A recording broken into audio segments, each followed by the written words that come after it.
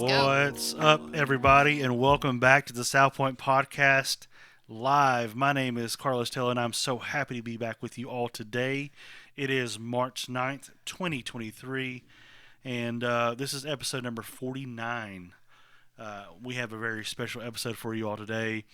If you're joining us live right now on Facebook, hey, we're going to have a really cool conversation today, and a very important kind of deep conversation. Feel free to join in. If you have questions, we'll get to as many as possible. But that's why we're live. That's the whole fun about this. We have some first-time guests in the house. Woohoo! First time guests. a year and a half. A little bitter. There's some Little bitterness. bitterness. And this is the first time for me.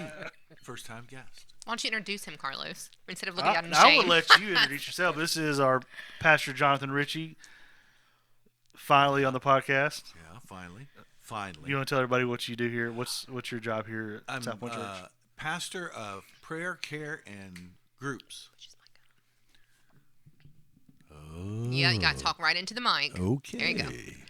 Prayer, Care, and groups. And groups. All right. Which one's more important? Prayer. All right. Just making sure you're okay. Pyramid. Come on. You want me to talk about prayer? We can go for right over here, Miss Debbie Simmons. How are you today, Miss Debbie? I'm doing great, thank you. Thank you so much for joining us today. Thank you, This my is so pleasure. great. This is so great. My lovely wife, Jacqui, sitting over here. Hola. She's trying to contain her energy at the moment. And What had happened, though, I will tell you, poor Katye is over here, behind here on the mic, running the sound. She gave me her coffee order this morning, and it looked so good. And hers said half calf, or half decaf, and I got full calf, and it was like 4 shots of espresso. So we're going to have fun. We're going to have fun. Yes. We are. Maybe you should have paid attention to my whole order. I know, but I was like, yeah, I'm going to live life on the edge. It's going to be great. she called you a wimp and was like, "No, we're going full We're going all Oh, the yeah. way in." Yeah, have fun with that later. So if I start like shaking over here, heart palpitations, passing out, it's gonna be fun. Producer Katie is in the house. Hey, Making everybody. us all look and sound good. How you doing, Katie? I'm doing really well today. Yay! So you got the half calf, so you're not going to be as bouncy off. I know, the walls. I'm going to be good. It'll be good. So next time, You're not. Everything's fine. You might want to just start out with one. Just one. It was just one, Next time. Next but it was time, the yeah. large. Yeah. One large. how are y'all doing? Y'all good? I'm doing well. Great. Yeah. Doing everybody great. Everybody doing great? Prayer. You mentioned prayer, and that's really the time that you and I have been able to interact a lot with. Is our prayer time on Saturdays, 9 a.m. to 10 a.m. Guys, if you are in need of just a time, if your alone time with God sucks like mine does, that's a pretty good time to come Yeah, up it there, is. and you can still be alone, but with the fellowship of people as well. Yes. And And we the have music is tremendous, Oh, and but Carlos yes. puts Awesome. together Yep, our I have a playlist. have a really fun time being able to curate playlists to have a good prayer experience, a good worship experience, and actually one of my favorite moments here recently was you were sitting behind me. I don't know if you remember or you were aware, but I just heard you singing. And you were in the moment praying and worshiping, and I was like, I'm just going to sit here, and I'm going to worship with Miss Debbie because it was so good. You were on the platform where the camera is, right by the sound booth, Yes. Yeah. and I was in that little row in front, and we were just there together, and it's so good. So, guys, if you're out there and you need a time for prayer, Please come. come join us on Saturdays. My schedule's about to change, so I'll be able to come back on prayer Oh, on great. Saturdays, so it's going to be good. Great. Hey, everybody, this past Sunday, Pastor Naeem Fazal kicked off our new series, Mental Myths. And if you guys missed Pastor Naeem, it was so good. Yeah. Yes. Sin is not just a verb, or not just a noun, but a verb. Yep. I like that. Oh, man. It was good. The whole service was great. Yeah. Yes. the Worship was music on point. Yeah. Katie and the band did incredible. Killed Everybody was singing. Killed it. You guys out there, you're watching live, sing along. If you're not singing on Sundays, it changes everything. It encourages our It just band, our ushers pastor. in. Yeah, just It felt like the Holy Spirit just was ushered in, and Yeah. the whole place was filled. It was so good. good stuff. Week 2 is this coming Sunday, 9 a.m. to 10:15. You do not want to miss that. There's a lot of awesome stuff coming up, like our annual Springfest event. I didn't have the date. What's the date on that, Katie? Do you remember? April 1st. April 1st. I'm not Katie, but Yep. Thanks, Jacqui. That's right, April Fool's I'm Day. not kidding. Yep. Springfest event is coming. That's going to kick off our Servolution week. So follow all our social medias out there to keep up with all the fun things. Celebrate Recovery tonight, 6:30, Katie? 6:30. Yep, 6:30 this time. Miss Debbie knows That's too. right. Yep. Come on. 30.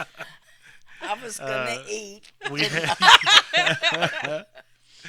We had Tim Putt here a few weeks ago, and he just was incredible and brought an incredible story and the importance of celebrate recovery. If you guys missed that, get back on the archives and check that out. It was Miss so Debbie, good. Yes. Miss Debbie led that for years. Oh, okay. Did you? We'll Learned get, something hey, new. we're gonna get into that too. She was the ministry leader Yeah. Oh, until pretty recently. Until I stole her January away. 29th. that's really recent. Yeah. Yes. That's so awesome. So how did you get in? How did you get involved in that? I have been a member of Celebrate Recovery since 2011 and since 2013, since coming back to Mississippi.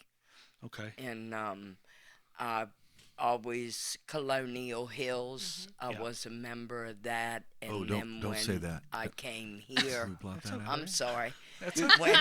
When I came here, Colonial Hills alum right here. yes, when I came to South Point, I think I've messed up, but when I came to South Point, myself and Patricia Bridges, we began praying to celebrate recovery here.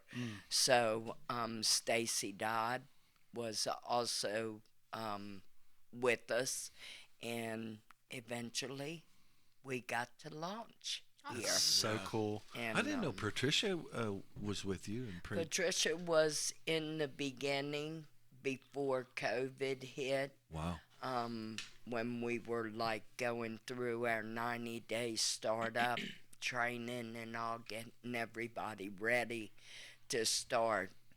We had launched 5 months, and then COVID hit, and we got shut down. So, Miss Debbie and Patricia are my prayer warriors. Absolutely. They pray over me on Sundays and when I need prayer, and it yes. works. They do a good job. We have some awesome people here at SouthPoint Church, Yes. and that has been the goal of this podcast from the start, is to really to highlight, and we kind of went away from it. And as you guys have, those of you who have listened or watched, have realized that we've gotten some new people in here and there, and we got some people that have been waiting on the bench for quite a while. Not purposely, but we. I like to change things up, and we like to keep things fresh on this program. But I mean, sometimes you got to get back to the roots of what we're supposed to do here, and that is to highlight the people at SouthPoint Church, and most importantly, the groups. And we've already talked about Celebrate Recovery and several things that we have going on.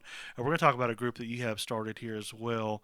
You mentioned that you left Mississippi and came back. Were you in Mississippi from the beginning? Were you around this?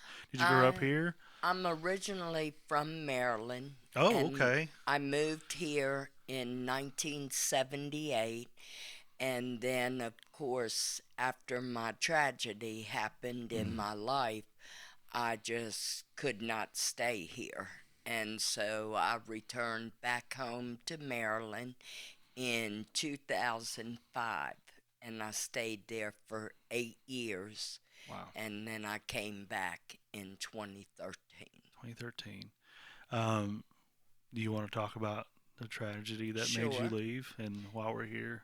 On December 18th, 2004, I lost my daughter Danielle and my 3 grandsons, Cody, Dalton, and Jeremy, in a traffic accident. And for me, I just couldn't cope with what had happened. I had, prior to that, we had been going to church and living that kind of life, and after all that happened, I just couldn't return to church. became very bitter and angry at what had happened in my life. And I just completely turned from everybody, even my family, included my surviving son and my family. And I just had to run. Because here it was forever. Wow. It was reality. But if I could go somewhere else, it maybe wouldn't be so true to me. And I didn't have to really face it. I could live in denial of what had happened, and I just lived many years in unhealthy relationship, using drugs to try to drown out the pain and just avoid grieving and mourning my losses. Wow. That much makes her so good at what she does. Yeah. And the group that she leads, she's been through it, and it's like the story I heard one time. A guy fell into a hole, and a preacher came by and said, "I'll pray for you," and left him in the hole. And another guy come by, a doctor, and wrote him a script and threw it in the hole. And then his best friend, he saw him in the hole. He jumped in the hole. And he looked at him and said, "Man, are you nuts? Why'd you jump in this hole?" He said, "Because I've been here before and I know how to get out." Wow. Miss Debbie knows how to get out. Absolutely. We have, I think, a continuing theme on this podcast as well has been community and people. Yes. And how important it is. And you started this group. Does it have a name? I'm not sure. I never Understanding Your Grief. Understanding Your Grief. And it's on Saturday mornings? Yes, 10:30 to 12. 10:30 to 12. And it's like a 12-week program. And these are for people who have experienced loss. Don't know how to handle grief. Understand how to live through it, because if you don't have any kind of help, you can drown in it, and you can be like you said. You turned away and you left. And you ran away. And I know that we've talked a little bit over the past several weeks, leading up to this, and everybody kind of handles grief differently. Yes, true. I know me personally, I deal with things way different. Sometimes I swallow it and just move on. As most men do. As most men do. And we just try to we just kind of do all we can to keep going. And there's other people who dwell on it a lot, and it consumes them. And like you said, it becomes that hole, and it just gets deeper and deeper, and they don't know how to get out of it. The interesting thing about grief as a whole, if you don't talk about it, if you don't get somebody like Debbie to help you go through it, it manifests itself. Oh, absolutely. I mean, you'll be at work. I mean, if you're burying this stuff and you keep burying this stuff, you'll be at work one day and you'll go off on your boss and have no idea why I'm so angry, why I hurt so bad. Why am I yelling at my kids?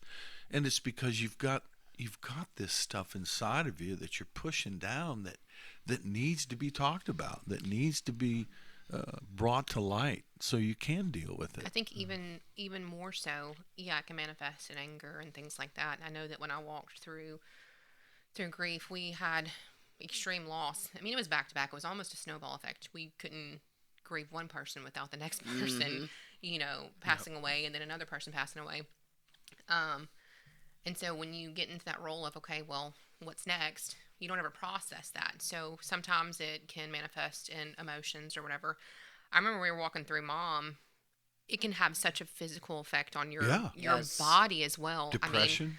I had debilitating anxiety, panic attacks, sure, anxiety. Yes. Even so much so, I went into, and it's scientific, the Takotsubo syndrome, the broken heart syndrome, where you go into almost heart failure. failure. Actual diagnosis. It is. I was borderline heart failure during that time because I was just so deeply overcome, and I didn't know how to find a way out.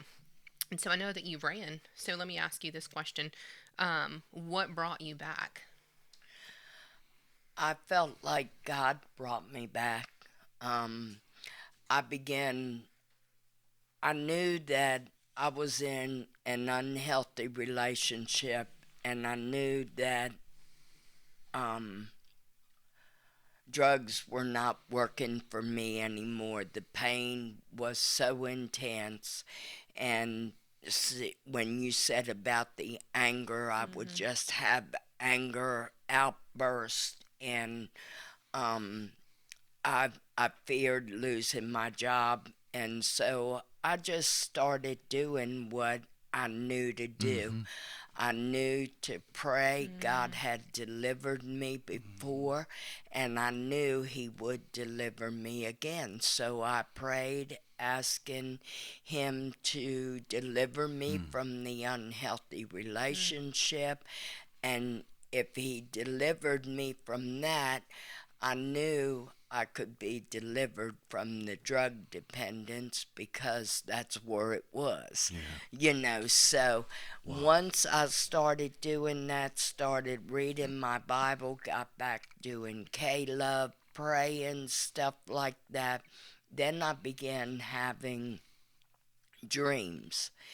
And I had one specific dream, and I woke up, and this was in my mind: come follow me, and I will make you fishers of men. And then the next dream I had was, it is well with my soul. I woke up singing that song, and I sang it all day long. And I finally went to my work, and I told them that I was returning back to Mississippi. Yeah. They told me I was crazy, because I didn't even have a job. I didn't have anything. I said, but I believe that my God will take care of Amen. me. That's right. And so I moved back here January 2013, and been going ever since. I walked in to celebrate recovery here on March 3rd, 2013, and the end of this month, I will pick up my 10-year sobriety great. chip Whoop, whoop. as well. Man. So I knew, to be obedient to Him and do what I feel like He's called me to do. That's the best. Did you grow up in church at all? You lived in Maryland, as a young person. Was that a thing for you? Did you know God? Even at that time. I had an aunt and an uncle that would send us to church every once in a while, and then through the various foster homes, there were different churches, like Pentecostal and Methodist, and just different churches that I went to. So that is really what I knew about church. It was more so forced on me to go. And so when I grew up, I never went to church. You just kind of left a bad taste in your mouth, didn't you? Mm-hmm. That's always a tough deal when it's almost forced on you. And, so you go and they'll drop you off at the door and you're expected to just figure it out on your own.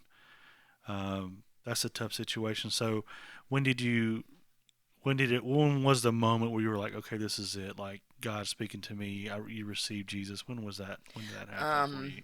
Okay, in right around 2003, my son suffers from my disease as well, and he was in a halfway house. And part of the thing was they had to go to church every Wednesday and Sunday to go. So my daughter joined church, and my daughter-in-law joined church. so that they could see him, support him, and all of that. So my daughter would call me every single week, and she Good would for her. say, Mama, please come to church. Mama, please come to church. You'll really love it. And she did that faithfully. She never stopped. And finally, I just said, okay, well, I'm going to go just to get her to stop calling me. And so I did. And one of the things I've always, strange that you said about worship, but I've always felt that's the way that I connected with God is through worship. Yeah. Because when I walked in and I heard the music, and it was so different than what I grew up with. Mm-hmm. It was now contemporary Christian. Yeah. And I was like, oh my God, you know. And so at that time, I was kind of like in but not in. Yeah. You know what I mean? I answered the sinner's prayer every week, but I'd go home and live the same way. Yeah. So I wasn't really converted at that time, I don't believe. It took probably after I came back and let go of my anger and bitterness with God, I'd say probably 2014, somewhere around there is when I really committed and surrendered to God at that time. My goodness. Wow. It's such a powerful testimony, and for your daughter to just be like, to be that catalyst, that person to bring you. I mean, it's incredible. Yes. It's an incredible story now because, like, now you can help other people, and now you're going to be that person to, hey, it's okay, come in. Tell us about your program. So what does your program consist of? What do people need to do? They sign up. They sign up, and we have like a book and a journal, and we basically just sit around, and each week we read the book, and then you write in your journal if you're ready to, because not everybody is ready right yet. Mm-hmm. They just sometimes just need to talk. Mm-hmm. Or, you know, express their tears and mourn their loss. So it's whatever is comfortable at that time with them. I kind of like to let the Holy Spirit lead the meetings, and not necessarily go with what the book says all the time, because you can sense when somebody really needs to talk. Mm-hmm. Or maybe they just need you to sit in silence with them and just let them cry and just sit there and hold their hand, you know. One of the interesting things about the program that we chose, it's really different than other grief groups. Mm-hmm. Dr. Wolford took, how can I say this? He took the old model. He kind of cast away the old model. The old model that we used to work when we were dealing with grief was, you know, I was the counselor, and I was there to get you through the steps. We used Kubler-Ross, the 7 steps of anger and denial, things like that. And we were counselors, so our job was to help you get over it, to get you healed. And we'd take you what we said a process. You had to go through these steps. What Dr. Wolford has done in his book that we're using is that the counselor is no longer a counselor; he's a companion. Yeah. And we just as companions, we just walk with you. And we, because like you said, everybody grieves differently. So, for me to force you into steps that you're not ready for or that you don't need is counterproductive. But if you grieve as you need to grieve, as you find the pain, the anger, and you walk through that, and that's the important thing, is you have to walk through this. You can't, you don't just get over it. You have to walk through grief. Some feel like they just get over it, but Yes. they never Well, I do. think that's what culture pushes. You Yes. don't have time to Yeah. stop. You don't have time to stop and feel. Let's just get on with life.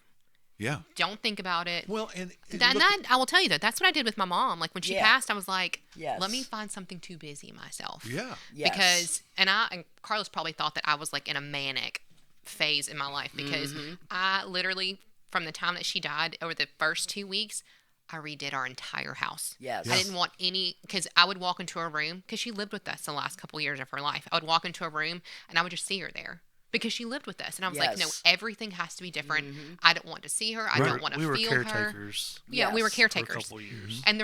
And so we had that anticipatory grief because we knew that she was going to die. So Yeah. I felt like we had grieved for a full 3 years. And then when she passed, there was all of these emotions of, and it's wild because when I say this, you're going to think that, oh, she has no emotions. Like there was relief Yes. as a caretaker because okay, it's done. No more doctor's appointments, no more hospital visits, Yes. like no more sitting outside of her bed, listening to her struggle to breathe.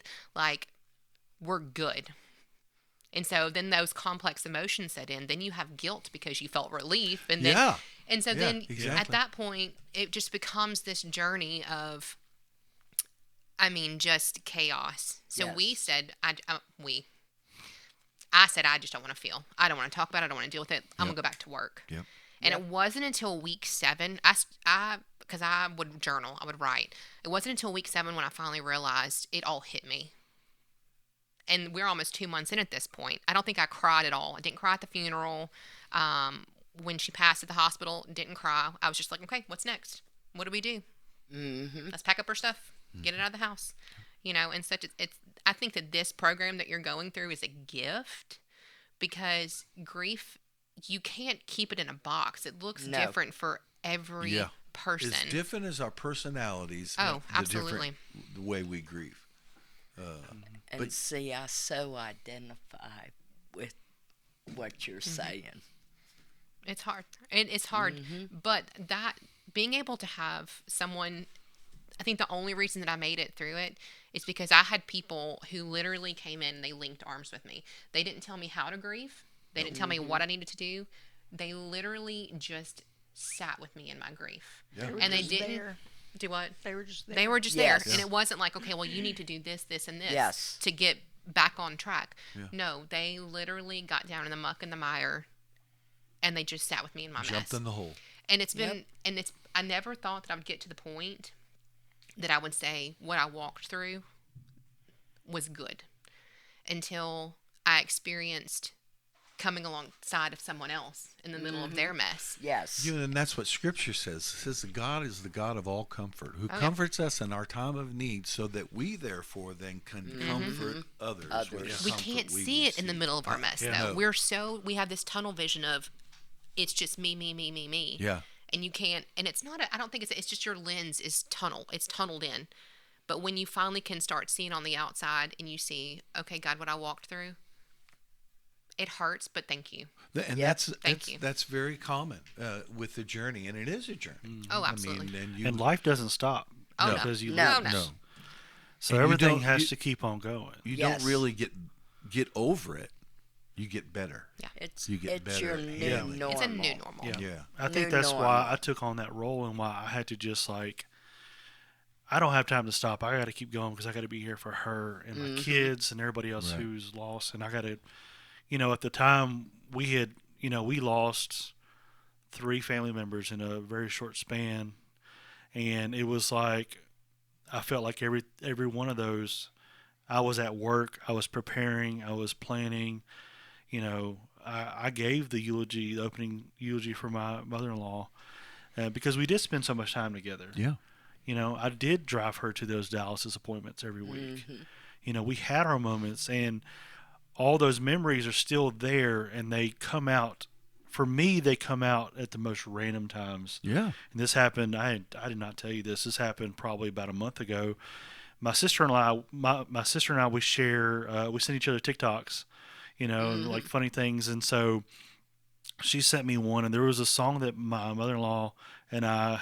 It was pretty much our songs, Bohemian Rhapsody by Queen. That was just our song. Yeah. And it was just one of those songs that I think one time we heard in a restaurant, and we started singing it together. Yeah. That's funny. And we just laughed, and then anytime that thing came on, we just always laughed. And I'm a person of playlists, as you guys know. I had a playlist for her in our car rides, and it had all her. She was this hippie Total older hippie. lady, so she Tada, loved those rose 70s glasses, all rock that. jams Yeah. and everything else. And so, we had those connections. And my sister sent me this video, and it was a guy playing Bohemian Rhapsody on piano, and it was just a piano. And I was at a lunch table at work, and I completely. I'm Lost such a it. crybaby, and I lost it because I can't think about it without thinking about that song. I can't think about her. They're connected forever. Yes. And another one happened with your grandmother as well. It was this older lady who got baseball tickets to see the Braves, and that was Grand's thing. That was her thing. She was a Yep. sports fan.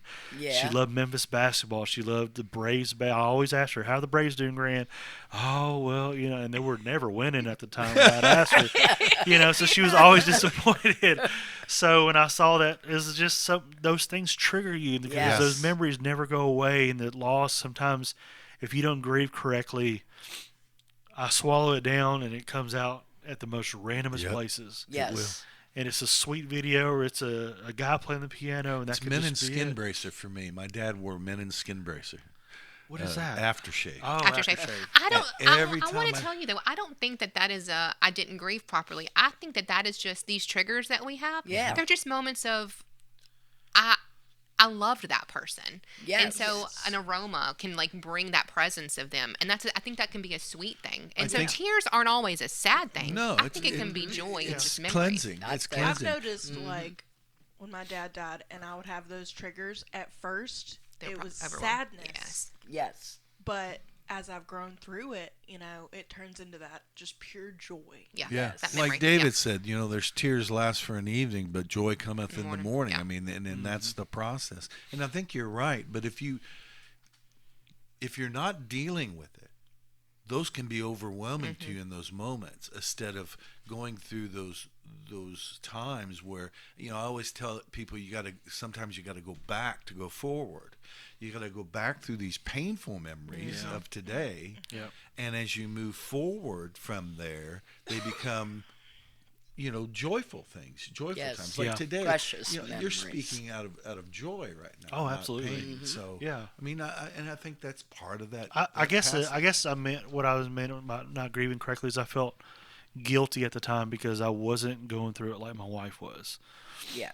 And I felt a closeness to her grandmother, which we call Gran, and I called her Gran because I felt like she was my grandmother. Yeah. We lived with her while we were waiting to purchase a house.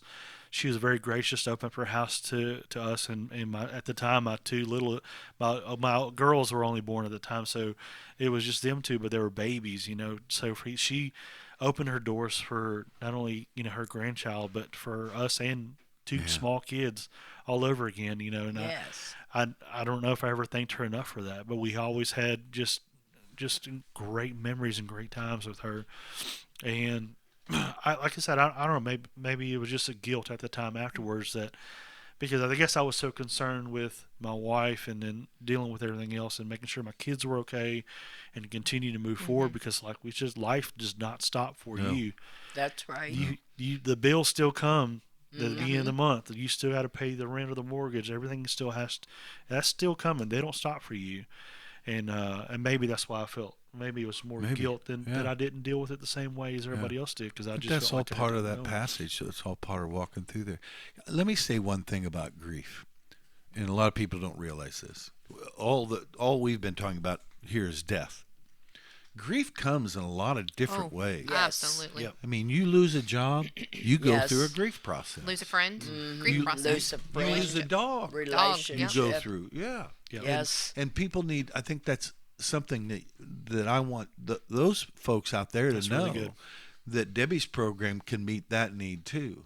That it's not just, you've lost someone, which everybody has, but grief can come. I mean, you move away. You go through. I talked to OC last night. Yeah. He said, "Man, I love hearing your voice." I said, "You too." But we're going through a grief process. Absolutely. I mean, Yep. I'm mourning his leaving, but I'm happy for him, and I have to process myself. Absolutely. Or not process. I hate that word, but I have to go through that journey of separation. You guys went over and saw him. Yeah, Oh, yeah. we're going. noticed We're the going other again day. next week. But Yep. Yep. that's all part of that grief process. Is we mourn, we weep, we cry, we get better at crying and We weeping. get better. and We mourning. don't get bitter. That's right. That's Yeah, right. That's right. And- Sometimes we 'Cause get bitter too. And There's room and there's grace and there's space for all of that. Yeah. Absolutely. yeah. Yeah, when those friends move away, we can champion them as friends. Because if you don't champion them and you're angry because they left, I mean, what kind of friend are you? Yeah. Correct. You know, I mean, what kind of friendship did you have to begin with? absolutely. Yeah, And what a miserable way to live. yeah, I mean, yeah. Yeah, and I hate it that they're so happy and having such a great time. I do miss him though. Oh, really? Yes, Yes. we miss them definitely. Yes, definitely. So, Miss Debbie, if somebody is in need of what, do they just come to you to sign up? Normally, Pastor Richey Okay. will contact me and he'll let me know that he's spoken with somebody, and I'll either text them or call them. Mainly I text because you don't know yet if they're people comfortable. are Yes. ready to receive. I love a Well, good yeah. texter, Miss Debbie. Oh yeah, I I've don't had like to. phone I've had to learn. conversations. I don't leave messages anymore. I just text them. It's So, and you just wait, yeah. Well, there's several ways that you can be a part of that group. You can go to the wall that we have in the front entrance. There, as you come in, it's on your left. Debbie has an explanation of what she does and what the group's about, and there's a QR code that you can hit right there with your phone. Gives you all the information about all the groups. You can find it online if you go to plug in into groups. She's also listed there, and you can send a message to us through our computer system that says, yes, I'd like to be a part of that group. And then when I get that, I send that on to Debbie and she contacts them. Or you can, if you see Debbie and I in the lobby on Sunday morning, Yep. come up to us. I mean, if you're hurting, we want to help you. Absolutely. Yes. and we will have brochures soon. I have not Oh, yeah. forgotten about those. Yeah, we got a brochure coming. Yeah. Awesome. Official official, Miss Debbie. Yay. That's the happy to key. If you're hurting, don't do this by yourself. Don't do this alone. It's so important, Carlos. I tell people, look, you need to find somebody you can chew and spit and cuss with. Oh, absolutely. Somebody that won't judge you, somebody you can just sit down and be with you. You said you were comforted by linking arms with somebody. Karen and I lost our first child. And we were in college, and my best friend, Dave Robbins, I called him Cracker. He did 3 of 5 in Appalachia Correctional Institute for armed robbery. Got saved there and came to Bible college. And he was my best friend. And being in Bible college, everybody had a scripture for you. Oh, Everybody had, hey, praise the Lord, even when you're in pain. James says, we'll count it all joy. And you just want to slap you want to slap them. Thank you for holding your tongue. You're welcome. can't edit this. But Dave Robbins came. We had a square, brown, old Formica kitchen table. Yeah. And Dave Robbins came. He came and he sat down at that table. And he looked at me. And he called me Homer. He said, Homer? He said, I don't know what to tell you. And he sat there for a solid hour and a half and didn't say a word. Yep. And that, to this day, has ministered to me more than all the scriptures and all the kind words Yes. and all the things. Just being present. Oh yeah, I think the big church, not necessarily our DNA. I was raised in the church to don't let anybody know that you're going through anything. Put on a face. Yeah. Yep. And I think that was passed down generationally, and that is a huge disservice if I choose to pass that down to my children. Yeah. And so one of the things that we were very set on when we walked through all this, that we wanted to be vulnerable. We wanted our children to see that, no, we're struggling. That's how which they most learn. parents, Yeah. we want to protect our children. But you also want them to see, when we come out on the other side of this victorious and stronger and better, they have to see the journey of how to get there. Right. Yes. Definitely. And I remember specifically when you talked about you had your full of faith moment when you came back. I struggled with that because my grandmother, that was my person, my spiritual warrior. Absolutely. And when I walked through hospice with her, she wanted me to read the Bible over her. And I was like, I don't want to read it because I don't believe it right now. And that was a very hard truth. It was a very real and vulnerable moment. Yeah. But she wanted me, that was in her DNA. She'd put it in my DNA. And she wanted it to come off of my lips and speak over her so that I would remember. And I remember sitting there. She was medicated. We made sure that every 4 hours. So I don't even know that she could hear me at that moment. Oh, yeah, she could. Yes, she could. But she wanted me to read that over her. And so I would look at it and I would be so angry. And I'd be like, I don't believe it. But I'll do it Just because do I it love for her. I'll do it Yeah, because I love that's her. right. Yes. And that it was so deeply rooted in my DNA that I was angry in that moment. But I have that memory now of that's what I want to pass down to my children. Yeah. She was so full of faith in that moment. She wanted to be ushered into the presence of Jesus, either being sung over. We would all sit around her room and sing praise over her, or we would read over her. And that's how she wanted to be remembered as far as her homecoming. Yeah. And so when that was an angry moment now, so beautiful at this moment in my life. I tell people all the time, they say, well, I need to be strong for my family. I need to be strong for my kids. And I tell them, no, you don't. No, you don't. They need to see you struggle. Yeah. They need to see the struggle. You know, and that gives them the freedom to cry and to weep Absolutely. and to deal with it too. If you're, I grew up. I don't know you, Carlos, but boys didn't cry. Yeah. I mean, that was just the way we were raised. You had to be tough. You had to be prepared. I mean, my daddy was raising me to go to Vietnam. And there wasn't a lot of hugging and kissing But boy, I tell you, once I got through that and worked through that dysfunction with Jesus Christ, I told my kids, and they still, every time I see them, I love you. I still kiss my boys. They're 35 years old, and I still kiss them on the neck when I leave them. And I made a point of that because I didn't get that as a child. Yeah. But that's you give them that freedom to feel and experience. And can I say one thing about hospice? She brought it up. I brought it up. You Sorry. brought it up. Hospice is a good thing. Yes, It's a great thing. Yes. It's not death. And I worked hospice for 14 years as a chaplain. And one of the great struggles was convincing doctors, convincing families that this wasn't just death. That they give, It's a journey. they add life So to good. the time you have left. Yeah. And they're important to your family, to you. They minister to you. They know what you need, and they take good care of you. So do not be afraid of hospice. I will It's a tell you, I great know thing. exactly the name of the hospice nurse for my grandmother. Her name is Shauna Ford.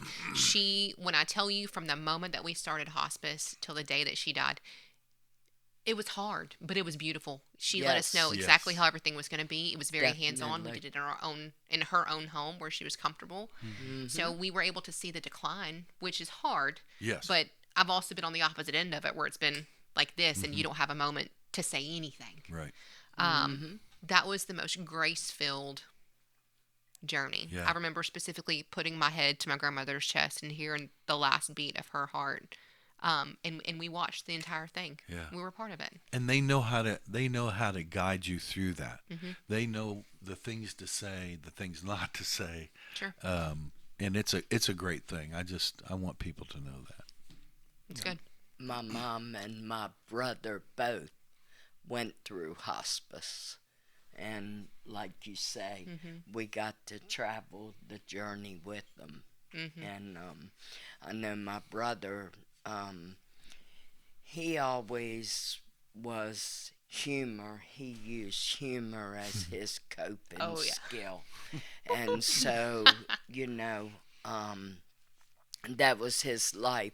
And so I talked to him a little bit about the Lord and stuff like that. And I can remember we finally took him to hospice like in the afternoon, and midnight he went to take his last breath. And I can just see him and the most beautiful smile that came on his face, and I knew that he was entering heaven. And that was the last thing that I remember on him. Yeah. And it was so beautiful because he was finally at peace. And then my mom was always on oxygen and all. And so when I came back in the room after she passed, she was so beautiful. The wrinkles were all gone. She was at perfect peace. And it was the most beautiful thing. Glorious. So that was a journey I would, if you got somebody ill, please, hospice is a wonderful organization. Gives you an opportunity. It really is. You were saying humor? I have really dark humor. But it's a coping mechanism. The word, Paul says, if you have the gift of mercies, do it with cheerfulness. Yes. And it's the word hilarious is the word. And I always have used humor to lighten the darkness, but it has to be well placed. Yeah. You got to be careful. Hard. You got to be careful. But in funerals too, I try to make funerals a graduation service. A lightness. Let's remember with fondness. Instead of the deep, heartbreaking mourning that we go through. But I've always developed my programs around that word, hilarious or humorous. That's great. I'm going to go back to what you said about your best friend is sitting with you. And again, we're going to continue to pound the word community into this podcast, because that moment was greater than somebody saying, Mark says this, or John says this, or Peter said this, or somebody said this in the Bible. Because, like my wife said, she didn't want to have anything to do with that. But she needed somebody to grab her hand and say, it's okay, come with me. Or just sit there. Yeah. People don't know what to say, to be honest you don't. with you. I tell people when we're at funerals and they're standing up there in front of the casket and people are going by, and before we start, I always try to pray with the family, but I warn them. People are going to say a lot of stupid things today. Yeah. Yes. But they mean well. Oh, yeah. So There's no ill intent ever. Right. Don't get mad because they don't know. If there's anything I could do for you. Yeah. Can you bring my loved one back? Yeah. Bring him back. I don't like hearing that, because it's like, well, there's not much you can do for me right now. And unless you're gonna, like you said, bring them back, or unless you're really intentionally going to come and do something for me, then don't say that. And especially she's in a better place, and I know that's true. However, it doesn't make me feel any better. But you'll never hear me say that to a family that's grieving. Now, they might say it to me, and Right. then I can respond to that. Yes, he did know the Lord Jesus Christ. He is in heaven today, and that's the hope that we find. But, oh, man, it's not time. Right. Read the room, Read but then you have the awkward people who, I'm telling you, they mean well. But I think it's easy, and you might know, if you've experienced loss, you know this too, it is a very isolating feeling as well. Because I don't know what you can do I don't even know what to do for myself. I don't even think I put deodorant on today. Right. Did I wash my butt? You don't know anything in that moment. So sometimes, and this is if you have a friend, just show up. Just bring him some food. You don't have to talk. No. You don't have to stay. One guy went and shined everybody's shoes. He got there the morning of the funeral. That's awesome. And he said, "Bring me all your shoes." And he was a friend of the husband who had died, and his wife didn't even know the guy. She said, "Well, why are you here?" He said, "I'm just here to shine your shoes." Yep. Wow. And as he sat there at the kitchen table and shined everybody's shoes for the funeral, she just poured her heart out Yeah. Yes. in the pain that she was in. I remember one time when I was a young pastor, I was sitting in a home. A man had struggled for a long, long time with just a debilitating illness. And he finally passed away. And I was sitting beside his sister. And I said these words to her. I said, "Well, at least you were prepared." And she went off on me. "Young man," she said, "you're never prepared for this." And I learned that day to watch my words and to be careful what I say in those times, because you can't prepare for it. No. Hospice is great. You're there. It helps you to deal with it and to be with your loved one, but you're never ready for that last breath. No. Nobody is. And it's traumatic. It hurts. And you just got to let it hurt for a while. Yep. I'm sorry if this was a little heavy for you guys today. We got deep. Deep. Couple of crybabies over here, but I think it's important, and it's something that we can't ignore. Let's And talk about it. hopefully, Let's have the yeah, conversation. So let's be have willing these to have the conversations. conversation. It's funny, the Western culture as a whole won't talk about death. We spend millions and millions of dollars trying to avoid it, Yep. But in England, they have pubs that are designed for this, where people come in and meet and they talk about how they want to die. They talk about their funeral arrangements. They openly talk about death all the time. There's a great direct orders. If you need to have direct orders filled out and signed, you can pick them up at Baptist Hospital here in DeSoto. Steve Edmonds is the chaplain over there who'll give you one of them. And you need that, so it takes that pressure off your family. But, and I was pitching this. I'd pitch it to every family I met with over there. You need to have advance directives. You need to fill this out. And I'd take them and leave it in their room and stuff. And I thought to myself, I've never done one of these. You're pushing it, but If you've I'm never done pushing it. it, Yeah. I'm gonna. And I took it home and I sat down with my beautiful bride Karen, and I said, "Honey, we need to have advance directives." No, I don't want to talk about it. That sounds like a great date night. Let's talk about how we're going to die. She would not do it. I finally, Sissy, I think, kind of went around in a conversation one time and filled out most of the paperwork for it, but she refused to talk about it.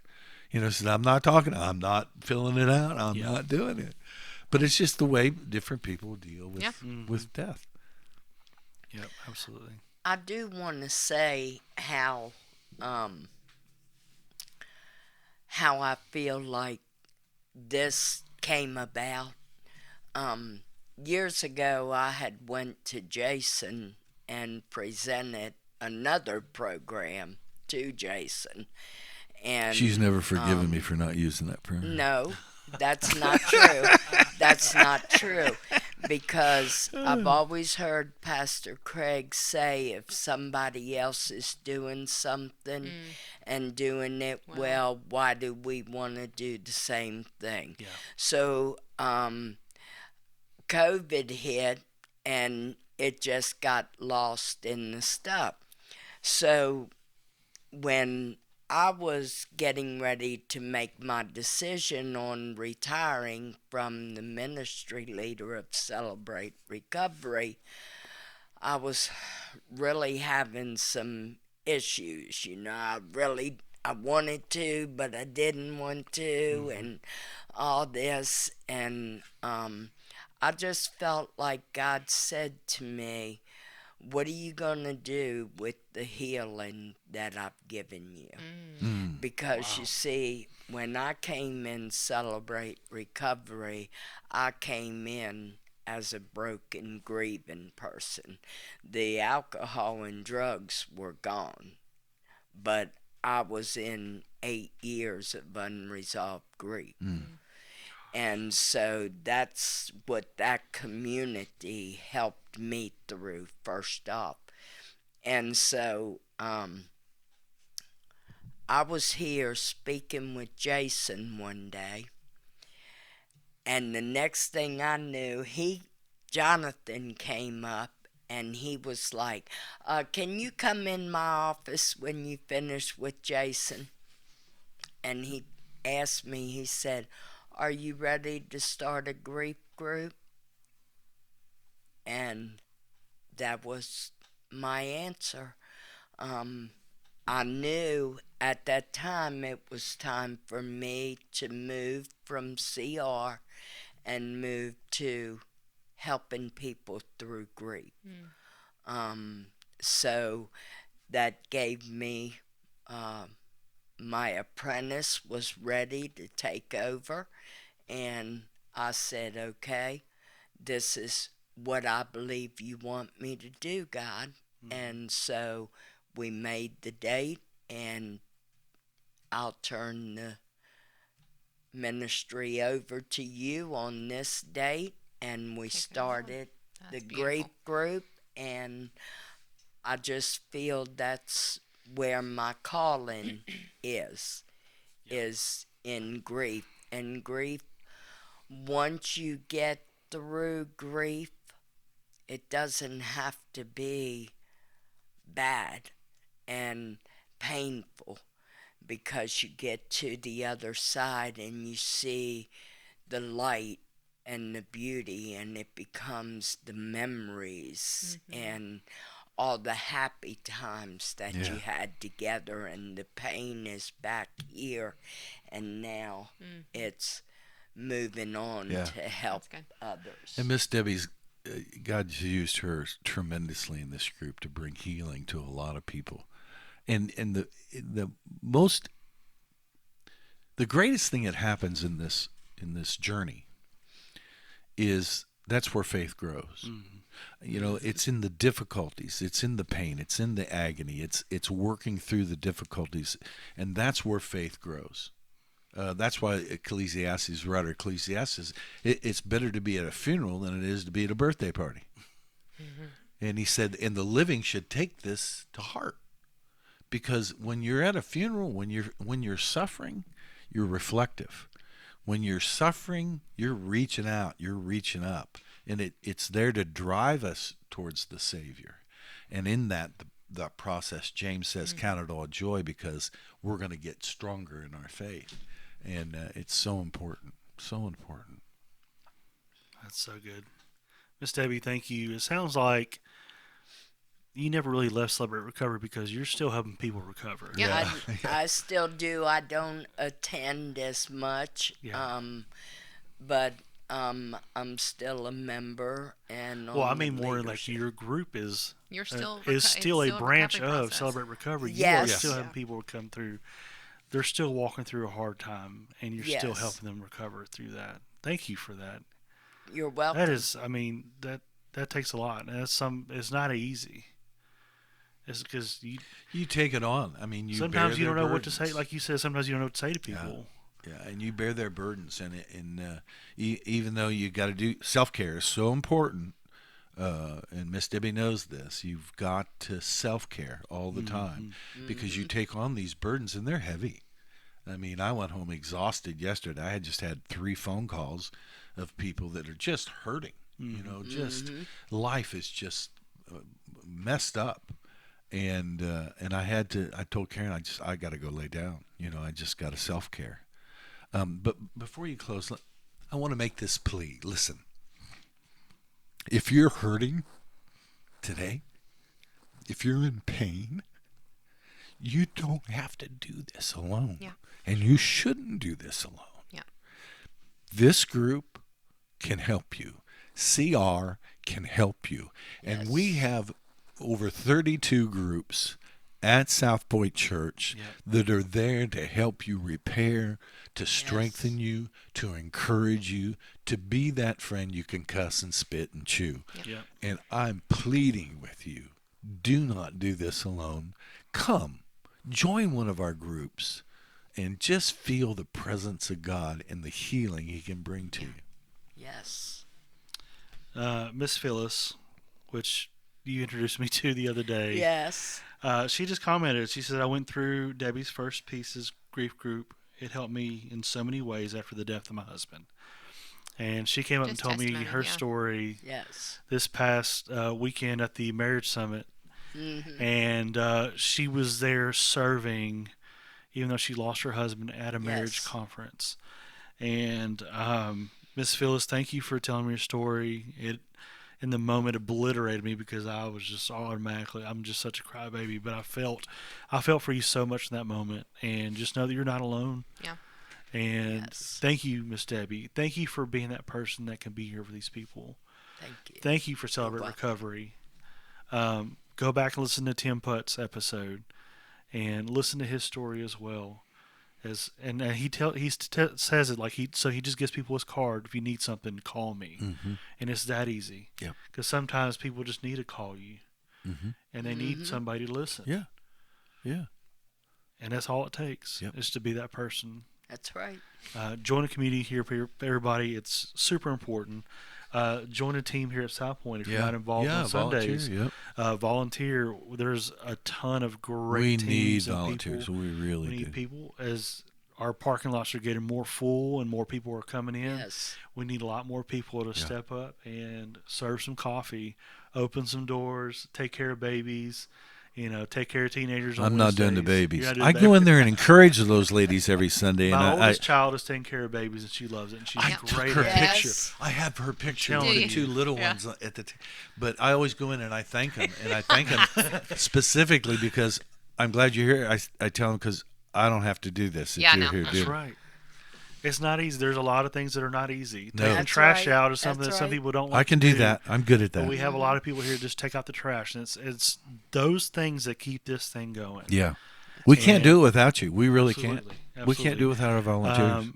But we're going to continue to highlight the people at SouthPoint Church, and we're going to highlight Miss Debbie today. Thank you, Miss Debbie, for being Thank here. you. You're Thank you for welcome. coming Bless and telling you. your story. Thank you for Pastor allowing Jonathan. me. You're to welcome. come. Yeah, Thank you for my first time on the it won't be. Carlos it'll probably be the Tello last. It No, probably no. won't. This show. is South- Probably He didn't won't ever cut- be he didn't invited curse. back. You kept your. I you didn't kept your cuss. censor today, so it's Yeah. good. No, Now I you didn't can come cuss. back. I didn't You cuss right. once. You're breaking your rules. Jacqui got close that one time. It was the But, espresso. believe me. Um, It was the espresso. That's right. The espresso was talking. Before we get out of here, the question I love to ask everybody is, what are you currently loving? And Miss Debbie, what are you loving right now? Well, I'm loving God. For Yeah. There you one go. thing, And I love my church for sure, my family, and all my friends. Yep. Awesome. Pastor Jonathan, what are you currently loving? What am I loving? I'm loving my grandchildren. I'm loving living with two of my grandchildren. We have a 13, and it's just that Karen and I, that's our ministry. Our number one ministry is our grandchildren, and making sure they know the Lord and that they're walking with the Lord. But I love my job too. I mean, I couldn't have made a job more fit for what God has gifted me to do. And working with Pastor Craig Wendell is an absolute delight. I prayed for years to be a help to a young pastor, but he has helped me so much. He's brought healing to Karen and I's life, and it's a joy just to work with him, just to be around him, and the ministry here. We have have so much going on. It's a lot of so stuff. exciting, So much fun. And Now, I'm going to tell you something. You were there for me when I needed you. When I needed somebody to listen. I was struggling so bad with job issues years ago. And you were that guy who reached out. You would text me and you would check up on me every time I see you. I'll never forget that, and I really appreciate you. I'm going to tell you that right now. Community, everybody, it's so important. yes, it is. Yes, it is. Jacqui, what are you loving, babe? I am loving vacation. I mean, I'm very thankful. Yes. Very over the top thankful You to stole have a mine. job. Oh, did I? Sorry. That's okay. Go ahead. Whoops. We always look forward to spring break every year because we are very intentional to pull the kids just away and go and do things as a family, and I am yes. excited. So that is what. Yep. We have to I'm go excited see friends and family and Yep. family next week. And hike. Carlos Well, cannot wait. ugh. Don't you all love it? right. He loves hiking. It is his favorite don't. thing ever. I love that she loves it, and I will do it for her That's because right. she loves it. That's right. So Very there's good. that. What are There you you loving, go. Carlos? Well, I'm loving the vacations coming up. I got Yeah. a few days of work left. That's okay.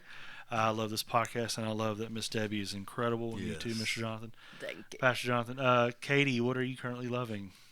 Oh, you didn't give me enough time to Oh, think. you were the you last had the one. whole You had, time. you We all had an went. hour, We, Katie. Oh my you had the God. whole You knew this was coming. Do you want me to do the exit, and then you say what you love? I'll say something. I think I'm just loving all the people around me Mm-hmm. in my life right now. That's great. Yeah. And you're doing such a Community. great job too. Oh, my gosh. Katie, Well, it's just thanks. amazing what you pull off sometimes.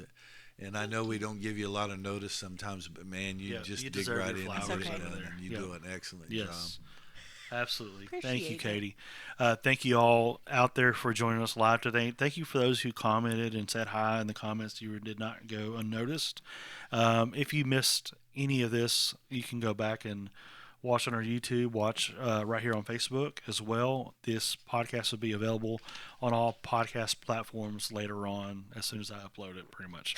But it is always available right here on Facebook for you to come back to as well.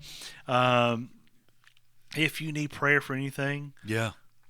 there's people here to help you. Yep. There's a time here every Saturday at 9 o'clock. Yes. And there's a, that you can come QR and pray code with us. that you can click on and send a prayer request right to my computer. It's Scan so it. important. And, Scan it. important. Scan it. You don't Anything. click it. Don't click it. You got to scan it. And he's Scan the QR code. Yep. Click the link on the 66 website. years old. We're just trying to Okay, help. I'm just You know? learning this stuff. I know, and you're doing great. doing great. You're just doing helping. a Not bad great for an job. old man. Yeah. Hey, don't forget to follow us on all social media. Subscribe to our YouTube channel, and you can find that podcast here. This podcast, like I said, this podcast is available on all platforms. Visit our website and our app. We have an app, everybody, on your phone you can download that has groups and connects and ways to give Yes. and all the good stuff. Yes. Technology SouthPoint. is great, everybody. SouthPoint Yes. app. www.southpoint.tv is that website. We will be back soon with another great episode. Bye. Bye-bye. Yeah. Bye. See y'all.